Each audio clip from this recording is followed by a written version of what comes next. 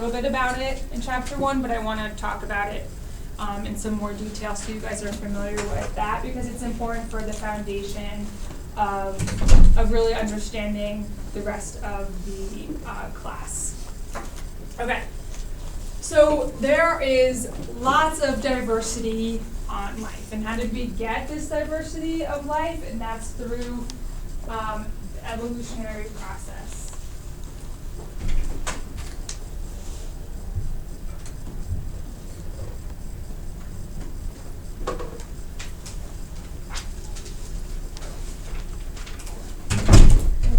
So we have a great variety of different types of organisms.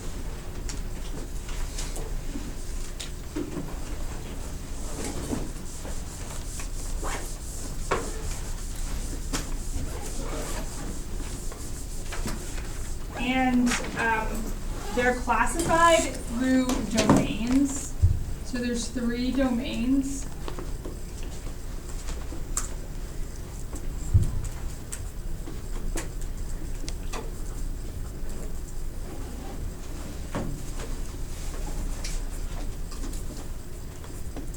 We have eukarya, bacteria, and archaea. These are the three domains. They've kind of changed a little bit. It's really just a classification system for how we organize all of the life that there is on Earth.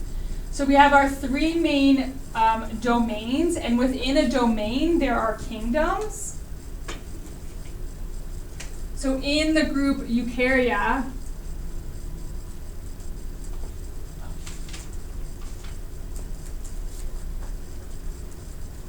there's the kingdom Animalia, which we belong to as humans. There's the kingdom Plantae. There's the kingdom Fungi.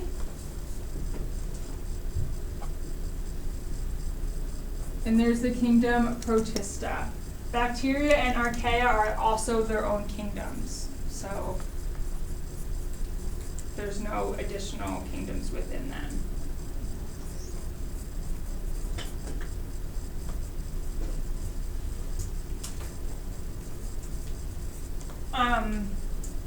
We will be talking, this textbook is very human and animal centric, so we do talk about bacteria a little bit, but we mostly talk about eukarya organisms, and within that we talk about animals a lot.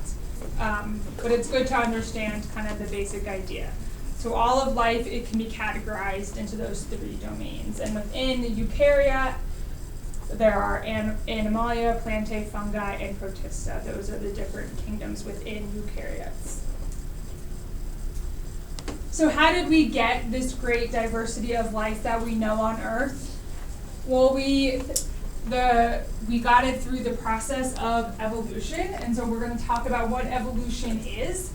And this is the main guy who discovered evolution, or who came up with the theory, and his name is Charles Darwin. You might have heard of him. He wrote The Origin of Species. That's actually not the title. It's like a really long title.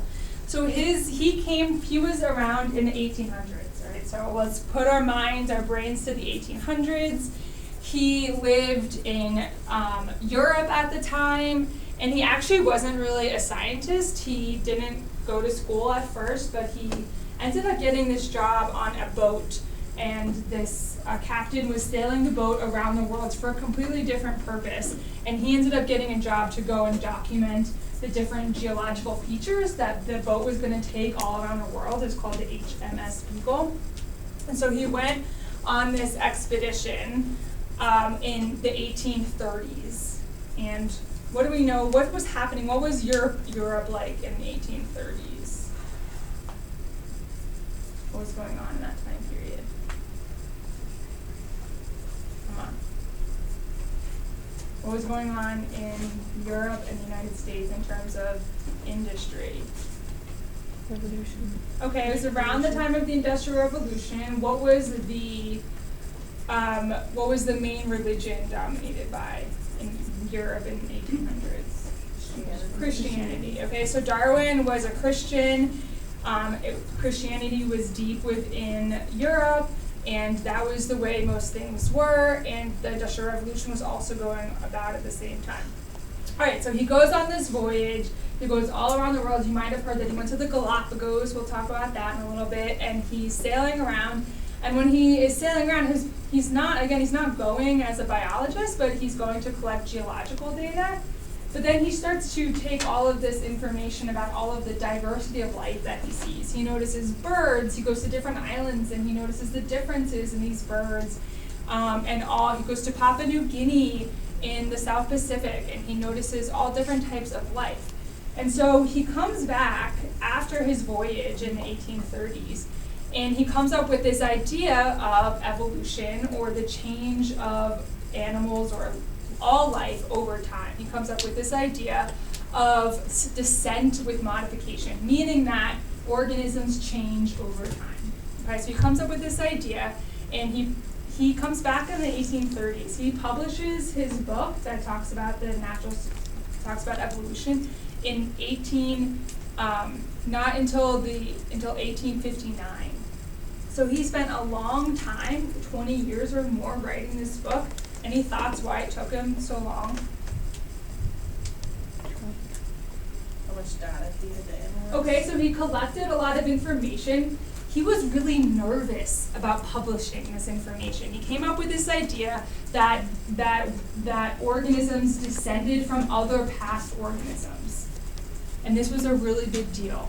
Based on what I just said before, why do you think this was a really big deal? Why was he really nervous about publishing this? Because he was a lot of backlash from the Christians. Yeah, it was a really big deal. The Christian community was the centerfold. The church was the centerfold of the way that the culture was organized in that time. So he knew, he was a Christian himself. He wrestled with it, but he had to write it. He spent his life just I imagine him just typing away or writing away by himself. He had health problems because he was probably so stressed out about this, but he knew that he had to publish it because it was really, because he believed in what he had discovered. All right. So that's Darwin. Interestingly enough, another man called Alfred Wallace, he also came up with the idea of evolution by descent with modification at the same time. And him and Charles Darwin would write back to each other, but Alfred Wallace was younger than Darwin, and he wasn't writing like Darwin was this book. So Alfred Wallace let Darwin write the book of The Origin of Species, and so Darwin gets all the claim, but it was interesting that Alfred Wallace also came up with it at the same time. So this is 1859. This idea rocks the boat of the European community, and he knew that it would, but it was largely supported by other scientists at the time. So he came up with the descent of modification. So I'm going to talk about what evolution really is, and we're going to go through the steps of evolution because it's really confusing, and I wish I had 3 weeks to teach you guys this, but we have a class period, if that.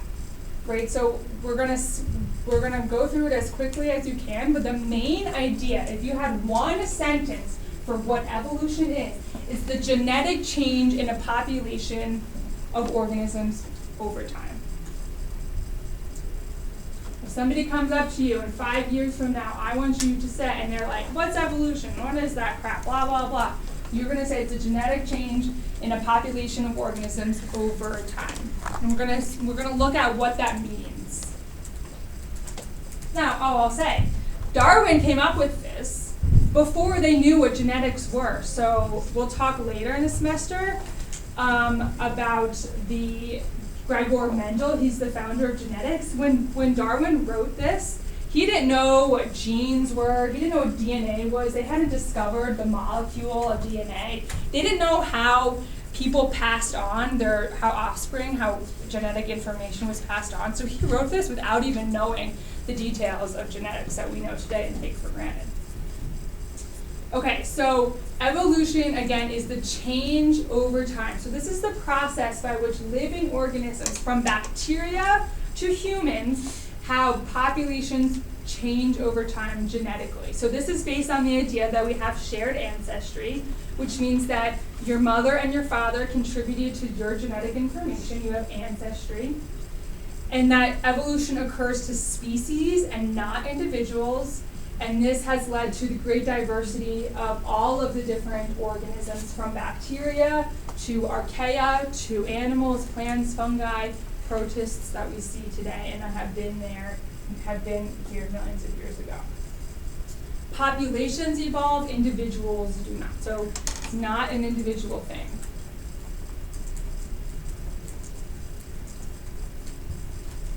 Okay, this is my example. This is a very well-known example of genetic change. So what do I mean by genetic change in a population over time? All right, let's look at the peppered moth. This is a real moth species that lives in Europe. And we're going to stick with the Industrial Revolution, the same time period. There is this moth that lives in Europe, and it has different color variations, just like you and I have brown hair, blonde hair, red hair. The peppered moth, it's the same species, just like we're human, Homo sapiens. The peppered moth is the same species, but some of them are a little bit darker, and some of them are a little bit lighter. Moths, they spend a lot of times on tree bark, and that helps give them camouflage. So prior to the Industrial Revolution, we had a mix of different moth species, and the tree bark in general was really ashy, kind of a light gray. Industrial Revolution happens, and what's billowing into the air?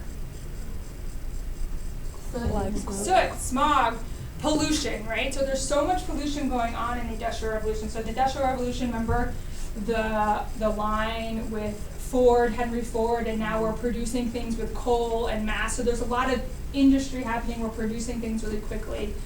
So there's a lot of pollution in the air. So actually the pollution, there's so much that it makes the bark of the trees darker because there's so much pollution on the bark of the trees. Who do you think is going to benefit? Which variation of the peppered moth might benefit from the darker trees? The darker one, right? Because now it's still being blended in. It can blend in. What might happen to the lighter one? It might get picked off by birds or bats or something, right? Because it's easier to see. So we had one population. We had a genetic frequency. So we'll look at what that means right now. So we're going to call this pre-industry population. All right, here are all the peppered moths in Europe or whatever. This is just an example. So I have 5 dark ones, and we can use red for the light ones. 1, 2, 3, 4, 5 red ones. So don't worry too much about the alleles, but let's just look at it as a phenotype. So we have 5 light. So this is our genetic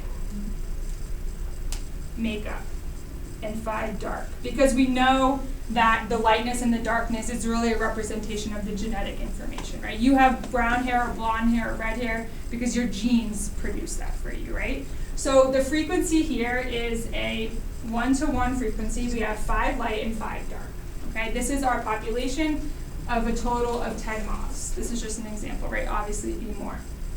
All right, so this is time.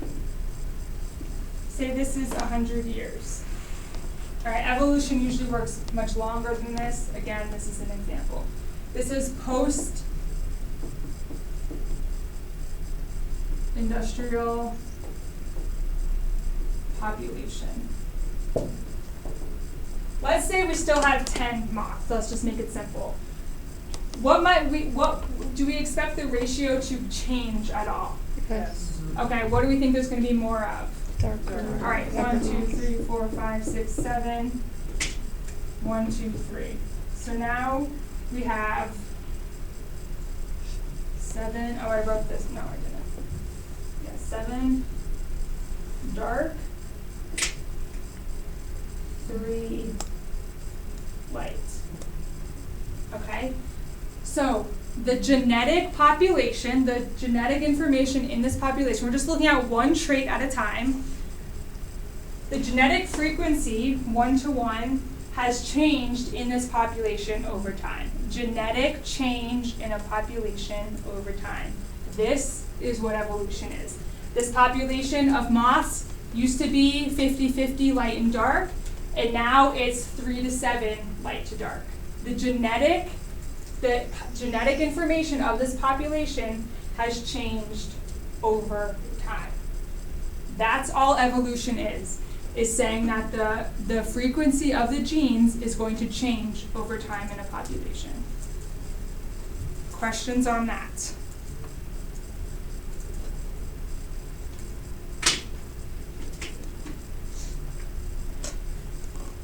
All right, so here it's being explained a little bit further out. They're doing it in 3 generations. Again, this is just an example. This happens over thousands or millions of years, and you can understand how this might lead to new species, how this might lead to many new traits. This is just a small example. So our first generation here, they have more light, and then at the end they have more dark. This is the original population. Now this is after this evolution has taken place.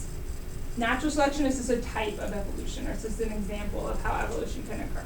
So the population is changing over time. All right.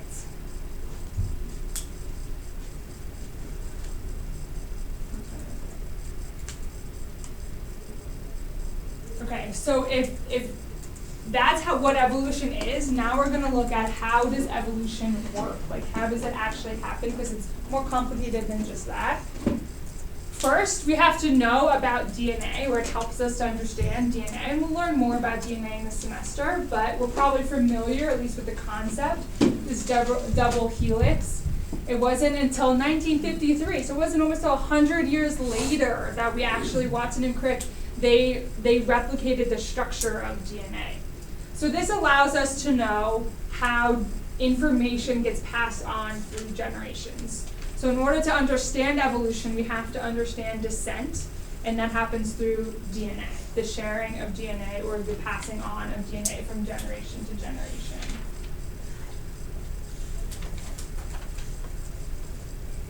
We also have to understand genetic variation, and we're going to get to this more when we get to genetics.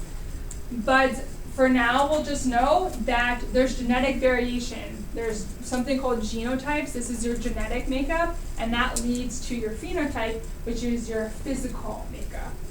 So we know that there's genetic variation within this classroom, right? If we just look at some basic traits like eye color or height, or like we said, hair color, right? We all have different genetic combinations that lead to different phenotypic combinations, and that's what you actually look like. So your phenotype is your physical appearance that's based on your genetic information.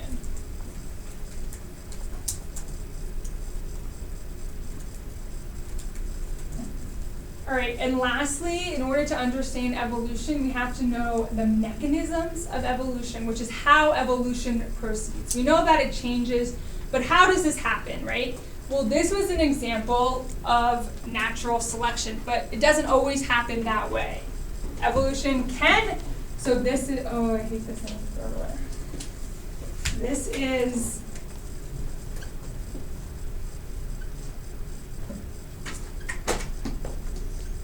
natural selection. This is an example. But sometimes evolution, the genetic change of a population can change through mutations. This is changes in our DNA. It can also change based on genetic drift. Genetic drift is when, kind of like an island effect, if some people move to a new location, or organisms move, then some of that genes go with them, and some of them don't. And then we can also, evolution also can occur with gene flow, and this is when genetic information moves back and forth through different populations. Understand this chart, but the main idea is just that there are different ways in which evolution can occur. Natural selection is one of them. This is kind of the idea of survival of the fittest, natural selection.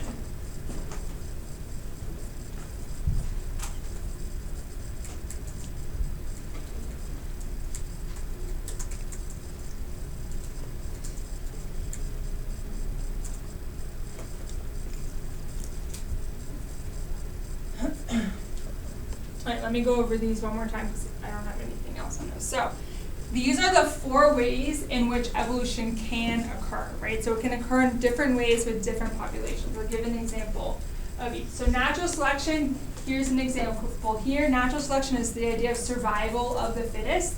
This usually decreases genetic diversity, right? Because if you looked at this example here, we are moving towards all dark mobs. So we're actually decreasing the variation that's in the population.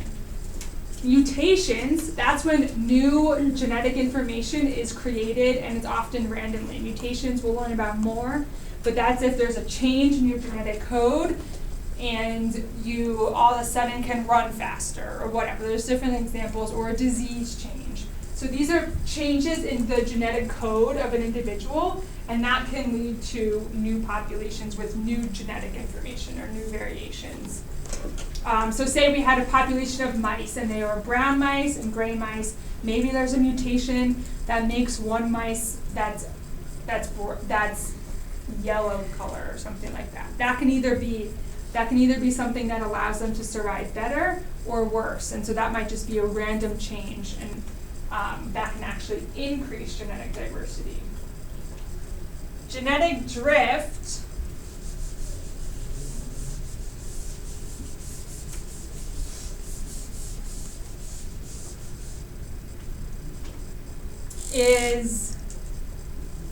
so this is a new island. This is the mainland. All right, so say we had red mice and black mice.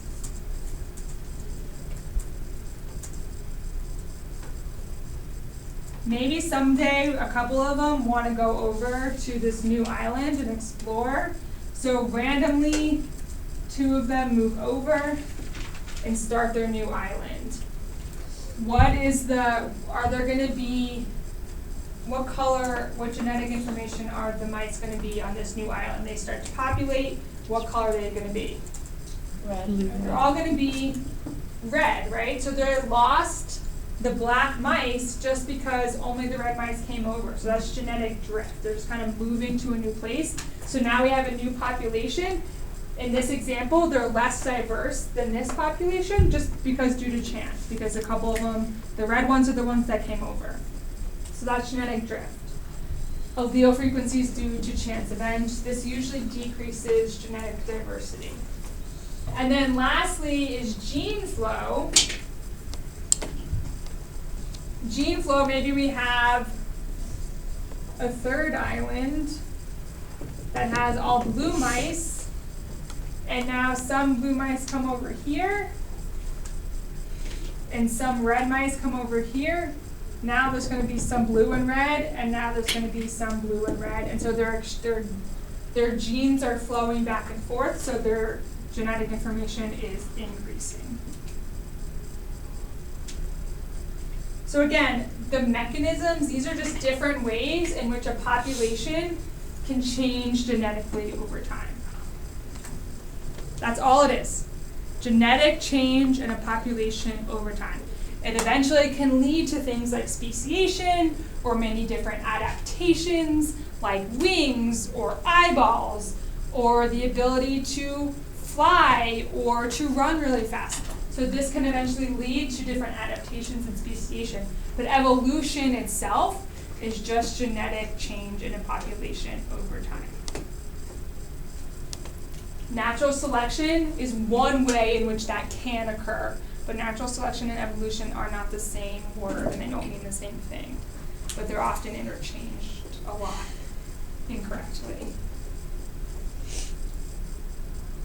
Questions about that? I know that's lightning speed evolution. If you're taking 112 next semester, you might spend like a chapter or 2 on it, which is awesome, but I just want to give you the idea because we're going to be learning about things that are related to evolution.